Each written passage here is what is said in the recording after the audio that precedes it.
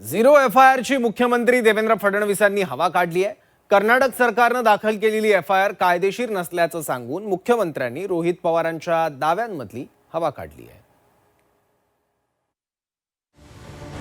आता CID तर investigation करते, CBI कधी करणार आहे हे आम्हाला तरी माहित नाही, कारण अजितदादाच्या पक्षाला दोनदा स्मरणपत्र त्या ठिकाणी द्यावं लागलं। एखाद्याचं नाव आलं की यांनी मर्डर केलाय असं नाव आलं तरी ते महत्त्वाचं नसतं, चार्जशीट महत्त्वाची असते।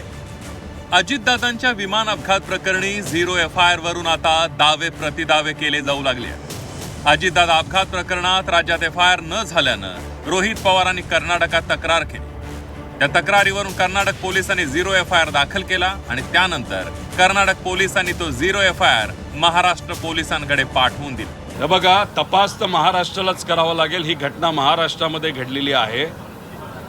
FIR घेतला जात नव्हता, आम्ही प्रयत्न केले, कर्नाटका पोलिसांनी तो स्वीकारला, झिरो FIRच्या अंतर्गत तो ट्रान्सफर सुद्धा केला।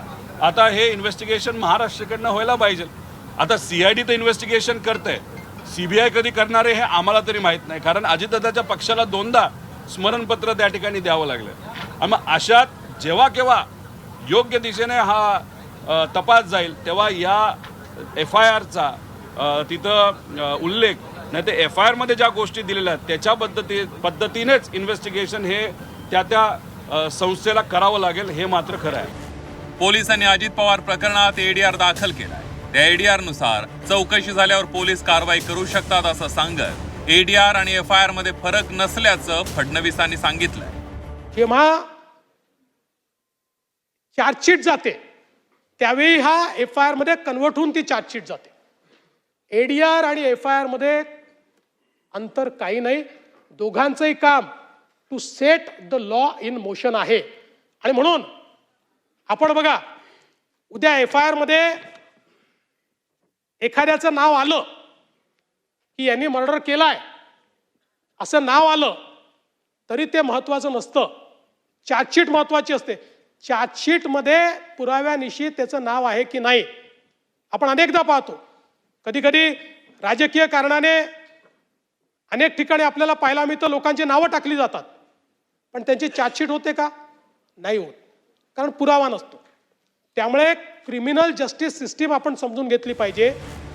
रोहित पवारांनी दाखल केलेल्या झिरो FIR वरून देवेंद्र फडणवीस यांनी आपली भूमिका मांडली आहे। कर्नाटक सरकारला अशा स्वरूपाचा झिरो FIR दाखल करण्याचा अधिकारच नसल्याचं फडणवीसांनी सांगितलंय। पण कर्नाटक सरकारकडून आलेल्या झिरो FIRचा आपण तपासात समावेश करणार असल्याचं फडणवीसांनी सांगितलंय। फडणवीस यांनी मांडलेल्या भूमिकेवर रोहित पवार समाधानी असल्याचं दिसलं। आपण जर बघितलं तर याच्यामध्ये हा जो काही झिरो FIR आहे हा घेण्याचा अधिकारच कर्नाटकला नाही आहे। It is illegal. याचं कारण झिरो FIRच्या संदर्भातला नियम असा आहे की ज्यावेळी विक्टीम FIR करण्याच्या परिस्थितीत नसेल त्यावेळीच विक्टीमला झिरो FIR करता येतो।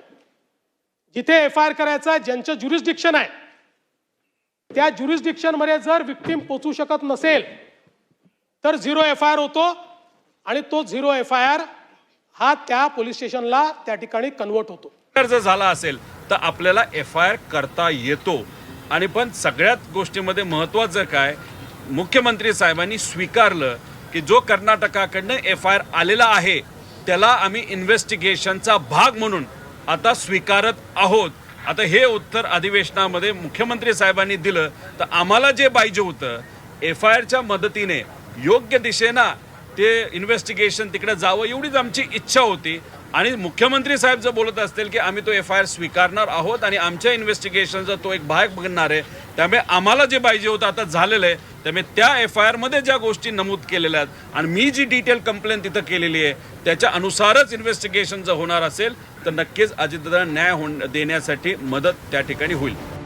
अजित पवारांच्या अपघाती मृत्यूनं सगळ्यांनाच धक्का बसलाय।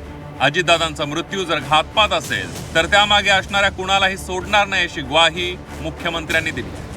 आकाश पाताळ एक करू, पण या केसमध्ये जर कोणाचा घातपात असेल, कोणाचाही बाप असला तरी त्याला खोदून काढू, सहन नाही करणार।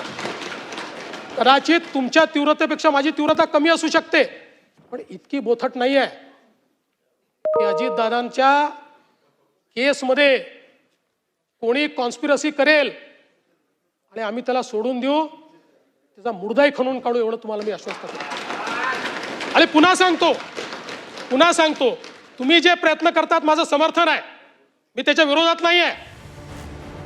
गेल्या काही दिवसांपासून अजितदादांच्या मृत्यूच्या कारणांमागचा पाठपुरावा करण्याची रोहित पवारांची मोहीम काहीशी थंड पडली होती. पण आता झिरो FIRच्या निमित्तानं रोहित पवारांच्या आशा पुन्हा एकदा पल्लवित झाल्या. ब्युरो रिपोर्ट, झी 24 तास, मुंबई.